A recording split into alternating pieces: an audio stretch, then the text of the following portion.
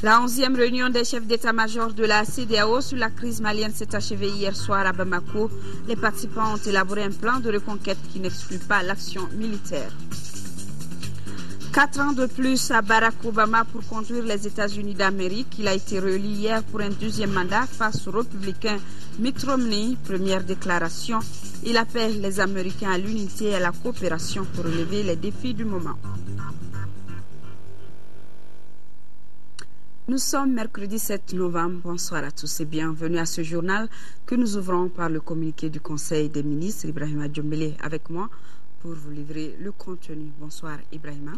Bonsoir Aïssata Ibrahim. Le Conseil des réunis en session ordinaire a adopté des projets de texte et procédé à des nominations. Tout à fait, mesdames et messieurs, bonsoir et nous commencerons par le chapitre des mesures réglementaires. Et sur le rapport du ministre de l'économie, des finances et du budget, le Conseil des ministres a adopté un projet de décret portant approbation du marché relatif aux travaux de construction des voies d'accès et digues de protection pour le compte du programme de développement de l'irrigation dans le bassin du Bani et à Séléngué.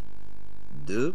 Un projet de décret portant approbation du marché relatif aux travaux d'aménagement de 5670 hectares du casier risicole de Djéné pour le compte du programme de développement agricole de Djéné dans le cadre du programme de développement de l'irrigation dans le bassin du Bani et à Séléngué. Dans le but de contribuer à l'accroissement de la sécurité alimentaire et à la lutte contre la pauvreté, le gouvernement a initié un programme de développement de l'irrigation dans le bassin du Bani à Séléngué, PDI-BS. Ce programme a pour principale composante le développement des infrastructures de production, l'accroissement de la production et de la productivité, des systèmes agro-silvopastoraux et piscicoles, le renforcement des capacités et appui aux initiatives locales. Le premier marché conclu dans le cadre de la mise en œuvre de ce programme porte sur la construction des routes d'accès au casier risicole de Djéné à partir de la ville de Djéné, des digues de protection sur les deux rives du seuil de Djéné, des pistes de liaison au village et des rampes d'accès au niveau des villages très proches des digues de protection. Le deuxième marché concerne l'aménagement de 5670 hectares du casier risicole de Djéné, dont les travaux comprennent la construction du canal principal de Saola d'une longueur de 8230 mètres, de canaux secondaires et des digues de ceinture du casier nord de 19 980 mètres et du casier sud de 17 687 mètres. Les deux marchés d'une enveloppe respectivement de 4 milliards 302 millions de francs CFA environ et de 3 milliards 450 millions de francs CFA environ sont attribués après appel d'offres à l'entreprise générale Mamadou Konaté EGK pour un délai d'exécution de 24 mois. Le financement est assuré par la Banque islamique de développement BID et le budget national. Sur le rapport du ministre des Affaires religieuses et du culte, le Conseil des ministres a adopté un projet de décret déterminant le cadre organique de la direction des finances et du matériel. L'adoption du présent projet de décret a pour objet de rendre opérationnel la direction des finances et du matériel du ministère des Affaires religieuses et du culte en fixant pour les 5 prochaines années les emplois nécessaires à son fonctionnement. Au chapitre des mesures individuelles, le Conseil des ministres a procédé aux nominations suivantes. Au titre du ministère des Transports et des Infrastructures routières, directeur national des transports terrestres, maritimes et fluviaux, M. Sidi Kanouté, ingénieur des constructions civiles. Au titre du ministère de la Poste et des Nouvelles Technologies, chef de cabinet, Mme Diaba Bokoum, ingénieur des sciences appliquées, chargé de mission, M. Oumar Samake, ingénieur, génie électrique, télécommunications, directeur des finances et du matériel, M. Soumanandao, inspecteur des finances. Voilà, Aïssata, et ce qu'il fallait retenir du Conseil des ministres de ce mercredi. Merci Ibrahima Djomblé, vous restez avec nous. Nous poursuivons cette édition avec ce message de félicitations du président de la République au président américain. Message ainsi libellé, c'est avec une grande satisfaction que je viens d'apprendre votre réélection à la présidence des États-Unis d'Amérique.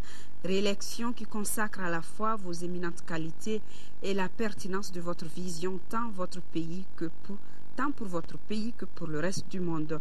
En cette heureuse circonstance, j'ai l'honneur et le plaisir de vous adresser au nom du peuple et des institutions du Mali, ainsi qu'à mon nom personnel, nos très sincères et chaleureuses félicitations.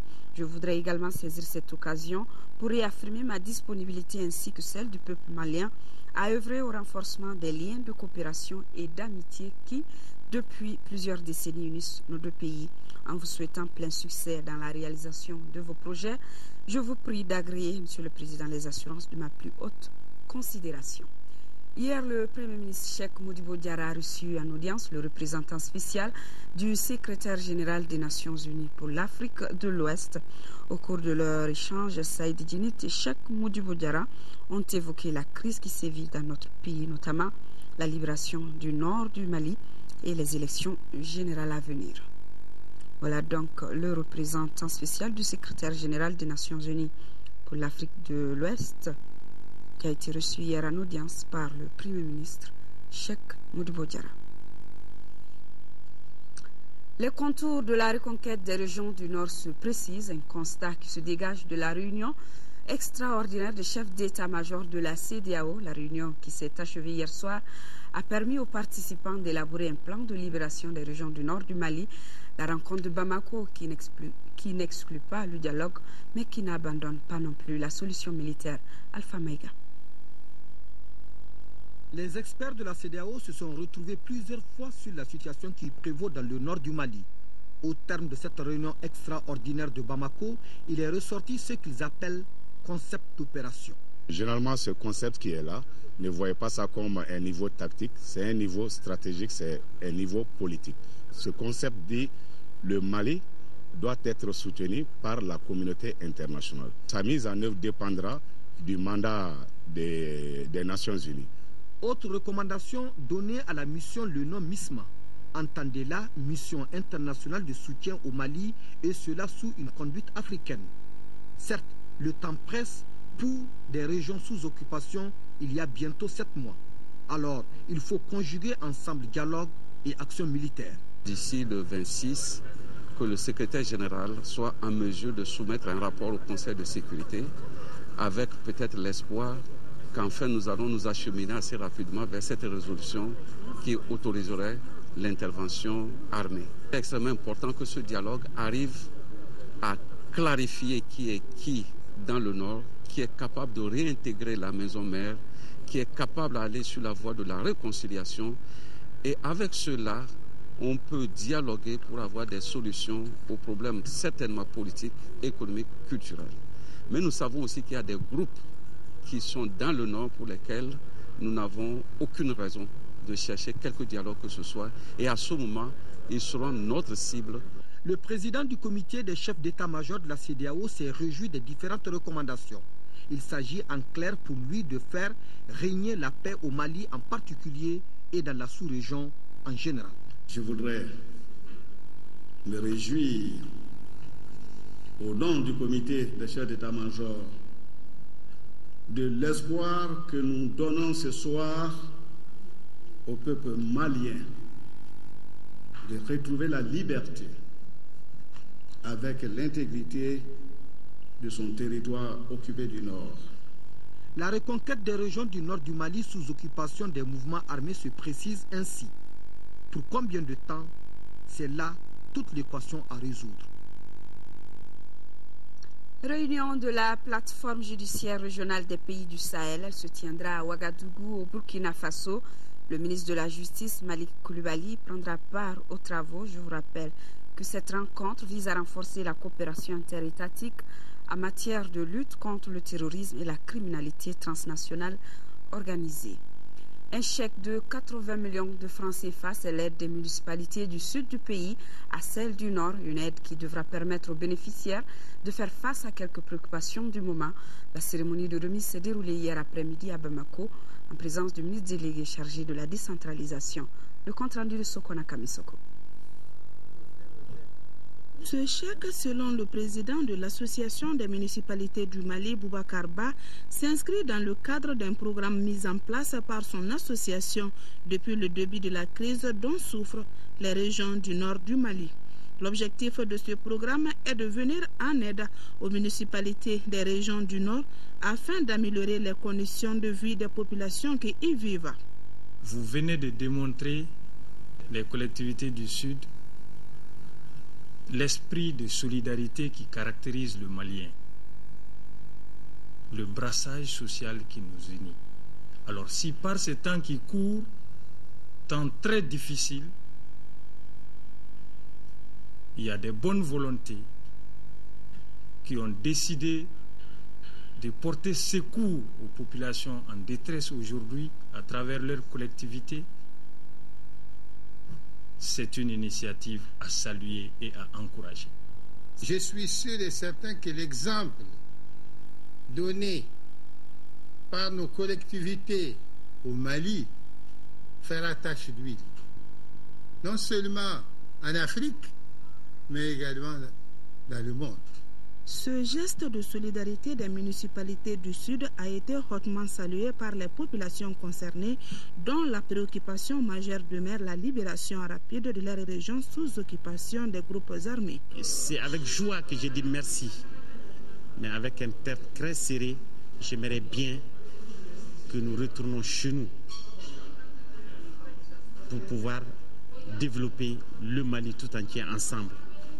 Signalons que cette cérémonie de remise de chèques intervient au moment où se déroulent à Bamako les travaux du forum de l'Association des municipalités du Mali.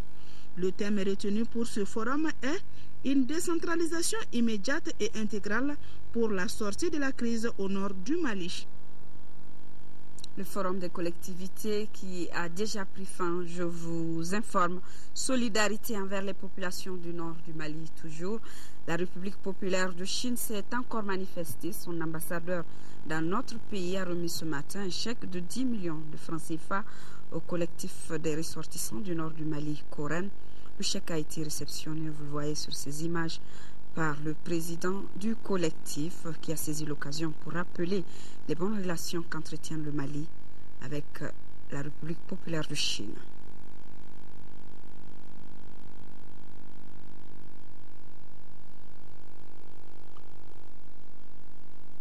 Il y a donc l'ambassade de Chine au Mali qui a remis un chèque de 10 millions de francs CFA au Koren. L'actualité internationale, c'est le président des États-Unis qui a été reconduit hier dans ses fonctions.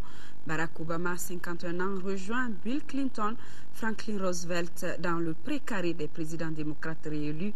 Son discours de ce matin était construit autour du lexique de l'unité et de la coopération. Mitt Romney, son adversaire républicain, a reconnu sa défaite dans un discours de quelques minutes prononcé devant ses soutiens à Boston. C'est sur les réseaux sociaux que Barack Obama a annoncé mardi soir sa réélection, au moment où les télévisions donnaient pour acquis sa victoire dans l'Ohio, l'État clé le plus décisif. Avec un tweet qui fera date, 4 ans de plus, accompagné d'une simple photo du président enlaçant son épouse Michelle. Devant la Maison-Blanche à Washington, les partisans de Barack Obama laissent éclater leur joie. Je suis si heureuse, c'est la première fois que je votais, un dénouement parfait, 4 ans de plus. Scène de liesse également sur Times Square à New York, où des milliers de personnes s'étaient rassemblées pour vivre ensemble l'événement, la température proche de zéro, ne calmant en rien les ardeurs. Je pense que c'est vraiment une étape importante pour l'avancée des États-Unis, particulièrement en ce qui concerne la réforme de la santé. C'est un très grand soulagement. À Chicago, Barack Obama savoure sa victoire. À 51 ans, il décroche un second mandat, un président réélu avec un taux de chômage frôlant les 8%. On n'avait pas vu cela depuis les années 30.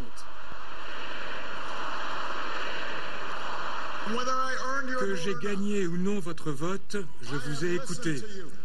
J'ai appris auprès de vous et vous avez fait de moi un meilleur président. Et avec vos histoires et vos combats, je reviens à la Maison-Blanche plus déterminé et plus inspiré que jamais pour le travail qu'il y a à faire et pour l'avenir qui s'ouvre devant nous. Une victoire plus étroite qu'en 2008, mais une victoire tout de même. À Boston, son adversaire Mitt Romney, qui avait centré sa campagne sur la critique du bilan économique du président, reconnaît sa défaite, appelant démocrates et républicains à dépasser leurs divisions. Le pays est à un stade critique. Dans un moment comme celui-ci, nous ne pouvons nous permettre les chicanes partisanes et les postures politiques. Nos responsables doivent se tendre la main pour travailler ensemble, et nous, citoyens, devrons aussi saisir l'occasion. De fait, comme ces 2 dernières années, Barack Obama risque de se heurter au Congrès et de se retrouver dans une impasse politique. Les républicains devraient en effet conserver le contrôle de la Chambre des représentants et les démocrates celui du Sénat. Ici à Bamako, cette 57e élection présidentielle américaine a été suivie grâce à l'ambassade américaine dans notre pays. La représentation diplomatique a offert une soirée spéciale élection qui a permis au public de suivre le déroulement du vote en direct. L'ambassadeur des États-Unis en a profité pour souhaiter la réussite des échéances futures pour le Mali, nous rapporte Aboubakar Meika. Qui de Obama ou de Romney va gagner cette élection présidentielle américaine de 2012? C'est la question qui hantait beaucoup d'esprits hier soir. Et à l'instar des millions de téléspectateurs à travers le monde, les ressortissants américains ont tenu à partager ces moments historiques de leur pays avec leurs amis du Mali. Le suspense est finalement tombé dans les petits matins du 7 novembre et c'est Barack Obama qui a été réélu à la présidence des États-Unis pour un second mandat de 4 ans. Ici, à l'hôtel Salam, plusieurs diplomates accrédités à Bamako étaient également de la partie afin de savourer l'un des piliers fondamentaux de la démocratie américaine. En plus de l'information diffusée en direct sur 2 écrans plats par CNN ou France 24, les invités pouvaient aussi faire leur appréciation du scrutin à travers un vote fictif et une prise de photos avec leurs candidats préférés ou même avec les 2 à la fois. Nous encourageons aussi d'autres pays dans le monde à faire de même, à se joindre à nous dans cette lutte perpétuelle qui nous mène plus près de l'idéal démocratique. Un gouvernement à Bamako élu mettra le Mali dans une plus forte position pour atteindre une résolution complète et durable de la crise, non seulement en menant des actions militaires nécessaires, mais peut-être de manière plus importante, à assurer la paix et le développement au lendemain de la fin des combats. C'est notre vœu que le Mali poursuive simultanément tous ses objectifs, élections, négociations, l'utilisation de la force, appui humanitaire, sans que le progrès dans n'importe quel domaine ne soit pris en otage pour le progrès dans l'autre. En plus du vote populaire, l'un des candidats doit bénéficier de la majorité des 538 grands électeurs du collège électoral, soit 270 voix afin d'être élu président des États-Unis d'Amérique. Détail rapporté par la conseillère économique de l'ambassade des États-Unis, Douden Yegenouglou. Mais quelle qu'en soit la donne, les citoyens maliens n'attendent qu'une seule chose du nouveau président états-unien. Nous voulons qu'il nous appuie plus par rapport à tout ce qui est en vue sur l'intervention par rapport à la récupération de l'intégrité territoriale du Mali. Le nouveau président américain, je pense qu'il restera le président américain. Donc le monde est très agité et les Maliens surtout attendent beaucoup de l'Amérique en tant que puissance et l'Amérique joue son rôle. Plusieurs autres défis attendent les nouvelles élus américains sur le plan international, en l'occurrence la résolution des conflits syriens et les questions des centrales nucléaires de l'Iran. En attendant le verdict du procès du parti Sadi contre les chefs d'État de la CEDEAO prévu le 10 décembre prochain, les responsables du parti rendent compte à la presse. Ils ont informé les journalistes qu'au cours du procès du 30 octobre dernier tenu à Abuja, la plainte du parti a été jugée recevable et a été examinée par la Cour de justice de la CEDEAO. Mohamed Diarra pour le compte-rendu. Le procès intenté par le parti Sadi contre les chefs d'État de la CEDEAO est entré dans sa phase décisive. Une délégation de la partie plaignante est rentrée d'Abuja cette semaine. Dans la capitale nigériane, la délégation du parti Sadi a pris part au procès en question. C'était le 30 octobre dernier. La conférence de presse avait pour objet de faire le compte-rendu de cette audience aux journalistes. Des gens nous avaient posé beaucoup de questions sur la question. Est-ce que La plainte de Sadi est recevable. Elle est bien recevable. La plainte donc du parti a été jugée recevable et elle a été examinée. Le dossier était défendu par Maître Mariam Diawara. La plainte du parti Sadi fait suite à la décision prise le 26 avril 2012 par le chef d'État de la CEDEAO visant à installer le président intérimaire à la tête du pays pendant la phase transitoire. Le parti Sadi se dit satisfait du déroulement de ce premier procès. Les avocats béninois et togolais qui étaient dans la salle, qui n'étaient pas venus pour notre affaire, nous ont félicités pour dire « Vous avez vraiment montré la voie ». C'est la toute première fois que des citoyens, des partis politiques osent intenter un procès contre les chefs d'État de la CEDEAO, la conférence des chefs d'État de la CEDEAO. Ils disent que c'est historique. En tout cas, la date du 10 décembre prévue pour le verdict nous édifiera. La commission éducation, culture et communication de l'Assemblée nationale a bouclé sa mission de projection de l'Université du Ségou. L'objectif de cette mission est d'améliorer les conditions d'études, la bonne marche du rectorat et la ratification prochaine de l'ordonnance de création de l'Université du Ségou par l'Assemblée nationale. Le compte-rendu de nos envoyés spéciaux, Mahamadou Doumbia et Abdoulaye Diarra. Au cours de cette mission de la Commission éducation, culture et communication de l'Assemblée nationale à Ségou, les difficultés que vivent les étudiants et les contraintes du rectorat de l'Université de Ségou ont été largement évoquées. Le fait de mettre les scientifiques SH et les scientifiques dans la même classe, c'est dû d'abord aux compétences que les étudiants doivent acquérir à la sortie de l'université. Ces étudiants en sortie doivent avoir les mêmes compétences dans les différentes filières. Donc pour avoir ces compétences, ils ont besoin des mêmes prérequis dans les différentes matières scientifiques. Et à l'Université de Ségou, la première année étant le tronc commun, donc il était obligatoire qu'on mette ces littéraires SH, les séries SH avec les autres scientifiques dans la même classe. En réponse, l'implication et l'engagement des parents d'élèves et la détermination des autorités politiques et administratives sont assez rassurants. En plus de la seule filière agroéconomie, d'autres vont s'ouvrir à partir de l'année académique 2012-2013. Il s'agit de la faculté d'agronomie et de médecine animale, la faculté des sciences sociales et l'institut universitaire de formation professionnelle. Il faut aujourd'hui s'organiser de manière à ce que les structures puissent périodiquement se voir, parler des problèmes de l'université et les résoudre. Parce qu'aujourd'hui, si on a 368 étudiants à Ségou, demain, ça sera 600 et après demain, ce sera des milliers d'étudiants. Il faut prévenir. Des visites dans les internats filles et garçons, 6 dans des bâtiments à bail non encore occupés et au rectorat ont permis à la délégation des parlementaires de se rendre compte de la nécessité de création des centres régionaux des œuvres universitaires et la construction des infrastructures dignes de ce nom sur les 500 hectares attribués à l'Université de Ségou. Cette mission, si elle n'avait pas eu lieu, il fallait la créer, l'inventer. Cette mission nous a été très bénéfique parce que les députés qui s'occupent des problèmes d'éducation, d'enseignement supérieur, devraient venir obligatoirement sur le terrain à l'Université de Ségou pour voir nos acquis, nos réalisations, nos problèmes et nos besoins, non seulement en investissement, en recrutement d'enseignants de qualité. La nouvelle représentante de l'UNICEF dans notre pays a rencontré ce matin la presse malienne. Le rôle de l'UNICEF en temps de conflit, les perspectives au cours de son mandat dans notre pays, ce sont là les sujets qui ont dominé les débats. Fatoumata Kone. En toile de fond de ce point de presse, c'est l'échange et les débats sur les objectifs et missions de l'UNICEF, surtout en cette période de crise. La nouvelle représentante en service au Mali depuis 2 mois maintenant veut changer la méthode de communication de l'organisation. Pour ce faire, elle envisage une multitude de programmes axés sur le renforcement des capacités. Les journalistes sont des partenaires clés de l'UNICEF, qu'ils peuvent faire passer des messages à différents niveaux, qu'ils peuvent aider à faire du plaidoyer, parce qu'ils peuvent aussi alerter des décideurs sur certaines situations.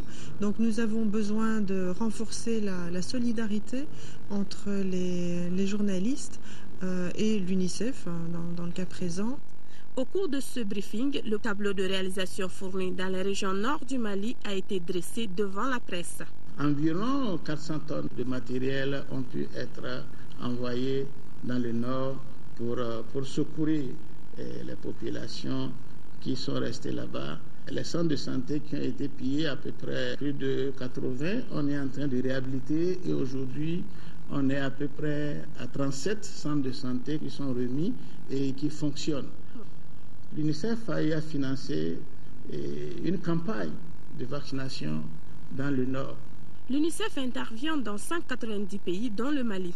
Le but, c'est d'aider les enfants à surmonter et à s'épanouir de l'enfance à l'adolescence, a conclu la représentante.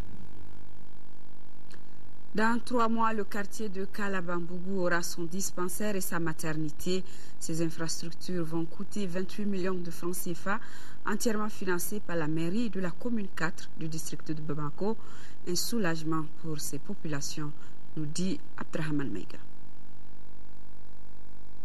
En procédant à la pose des premières pierres du dispensaire de la maternité, la mairie de la commune 4 du district de Bamako répond à une des sollicitations des populations du quartier de Kalabambougou. Cette sollicitation, longtemps exprimée par les habitants de ce quartier, vient d'avoir une issue favorable de la part des élus communaux. D'un coût de réalisation de plus de 28 millions de francs CFA, entièrement financé par la mairie de la commune 4, la réalisation de ces différentes infrastructures permettra le rapprochement des centres de santé aux populations. Des populations qui jadis parcouraient plus de 2 km pour se rendre dans les centres de santé de Sebeninkoro. Kalabambougou est le dernier quartier de la commune 4 qui n'a pas de formation sanitaire, qui n'a pas de centre de santé digne de ce nom. Il s'agit de faire en sorte que les populations de Kalabambougou puissent avoir ce service de proximité dans leur quartier. Ces infrastructures qui seront inaugurées dans un délai de 3 mois comprendront chacune une véranda, 2 bureaux, un magasin, une salle d'accouchement pour la maternité, 2 salles d'hospitalisation et une terrasse couverte à l'extérieur. Elles occuperont chacune une superficie de 150 mètres carrés. L'idéal, c'est que notre collectivité puisse prendre en charge l'essentiel des investissements sur son sol. Et cela par la grâce des populations qui, par leurs impôts, par leurs contributions, nous permettent d'arriver à ça. En attendant la réalisation de ces infrastructures, la mairie de la commune 4 ambitionne dans les jours à venir la réalisation de plusieurs activités. Ces activités qui ont pour but d'améliorer les conditions de vie des populations de Kalabambougou concernent le bitumage du tronçon Kalabambougou-Sebeninkoro, l'électrification de la localité et la réalisation d'infrastructures d'adduction d'eau. Le CRISAT a organisé aujourd'hui une journée porte ouverte à l'intention des producteurs du Mali et du Burkina Faso. Ils ont découvert les résultats des recherches sur le sorgho hybride et sur sa transformation. Nando Dambélé pour le compte rendu. Ils sont au total 61 producteurs venus de Bougouni, Dioïla, Koutiala, du Mandé et du Burkina Faso à prendre part à cette journée porte ouverte, journée de laquelle ils ont tiré de précieux enseignements. J'ai tiré beaucoup de leçons sur la production des hybrides. Donc, avec nos guides, ils ont fait des présentations sur des parcelles. Comment faire même la sélection variétale d'une semence hybride. Donc, on a parlé des femelles, des mâles, et ensemble, les résultats obtenus qui peuvent être les hybrides. Et aussi, on nous a fait part de leur rendement potentiel qui m'a vraiment impressionné. Selon les responsables de l'Institut, cette journée s'inscrit dans le cadre de la collaboration franche et fructueuse avec les différents partenaires. C'est une journée porte ouverte, ciblée vers tout ce qui est lié au sorgho. Alors, ça sert plutôt de donner un peu d'impression à nos partenaires avec lesquels on travaille sur le terrain, sur le sorgho, des aspects des travaux qui se font à la station. Les visites des parcelles d'expérimentation et des ateliers de transformation, les expositions et les échanges ont été les temps forts de la journée. Rappelons que l'ICRISAT a 40 ans d'expérience dans la recherche pour le développement. 3 forages et 3 plateformes multifonctionnelles viennent d'être réalisées dans les villages de Fourda, Dankan, Dali, dans la commune rurale de Bankoumana et Chodjankoro, dans la commune de Sibi, d'un coût d'environ 42 millions de francs CFA. Ces réalisations sont l'œuvre du collectif des femmes pour l'éducation, la santé familiale et l'assainissement. Le compte-rendu de Moussa Fani. Faire des kilomètres à pied pour se procurer de l'eau potable est désormais un mauvais souvenir pour les populations des villages de Dankana, Fourda dans la commune de Bankoumana et Sodjankoro dans la commune de Sibi. Et c'est là grâce à l'appui de la Fondation Ligue Jean-Bourgeoise et le collectif des femmes pour l'éducation, la santé familiale et l'assainissement. À cela, il faut ajouter l'installation de 3 plateformes multifonctionnelles pour 3 localités de la commune de Bankmana d'une valeur d'environ 42 millions de francs CFA. Le COFESFA entend par ces réalisations alléger les travaux domestiques des femmes et lutter contre les maladies diarrhéiques en milieu rural. Nous exhortons donc les populations de Fourda, d'Ankana, Bali et Chodjankoro, les autorités communales et locales, les comités de gestion et toutes les bonnes volontés à s'investir pour une utilisation rationnelle et judicieuse, mais aussi et surtout pour un bon entretien des infrastructures mises à leur disposition. Un acte humanitaire aussi salué par les bénéficiaires. Nous sommes soulagés. Donc nous n'avons plus à parcourir des kilomètres, nous avons de l'eau potable à côté de nous. Et par rapport au moulin aussi, on n'aura plus à piler encore. Nous sommes vraiment très contents. COFESFA est un partenaire privilégié de la commune de Bankmana parce que sans COFESFA, nous, on ne sait pas ce qu'on allait faire. Vraiment. Je suis très satisfait, je suis très content que la coopération continue. La cérémonie de remise s'est déroulée dans le village de Fourda, dans la commune de Bankmana. Et la joie était immense pour les populations des différents villages bénéficiaires. Retour à Bamako, direction le commissariat du 7e arrondissement qui vient d'arrêter 2 bandits de grand chemin. Il s'agit de Boubacar Kone et de Issa Kone, respectivement de Yirimadjo et Senou. Ils font partie d'un groupe de 4 malfrats qui opèrent dans les quartiers périphériques du district depuis plus de 3 ans à Damakoulbali. Celui de la droite se nomme Boubacar Kone. Il est âgé de 37 ans, marié à 2 femmes et habite le quartier Yirimadjo. Celui de votre gauche s'appelle Issa Kone, âgé de 38 ans, marié à une femme. Il est de Senou. C'est avec tout cet arsenal, fusil, coupe-coupe, hache, rache-clou, que ces bandits semaient la terreur dans les banlieues du district. Ils dépossédaient les populations de ces localités de tous leurs biens. C'est dans la nuit du 2 au 3 novembre que ces 2 sont tombés dans les filets de la police du 7e arrondissement. Ces individus qui viennent d'être arrêtés constituent une équipe de 4 éléments qui ont accepté de vivre ensemble et de se faire fortune, et qu'importe les moyens pour y accéder. Mais ils ont préféré l'autre manière, c'est-à-dire la violence pour se faire fortune. Si beaucoup de bandits opèrent la nuit, pour ceux-ci, tous les moments sont propices. Ils opèrent à 2 sur une moto et dans les zones inhabitées, le jour comme la nuit. Et la nuit, ça c'est aux environs de 18h, 19h, c'est les gens qui reviennent des champs. Ce sont ceux-ci-là qu'ils interceptent. 2 sont en fuite, dont le receleur des gains du groupe. La police est à leur trousse. Demain, les éditions du soir vous seront présentées par Amadou Sankaré. Mais avant, vous aurez Nyanyalou Traoré à 10h et 13h. Nous terminons avec une pensée profonde à nos parents des régions du Nord vivant sous occupation. Nous ne les oublions pas. Excellente nuit à tous.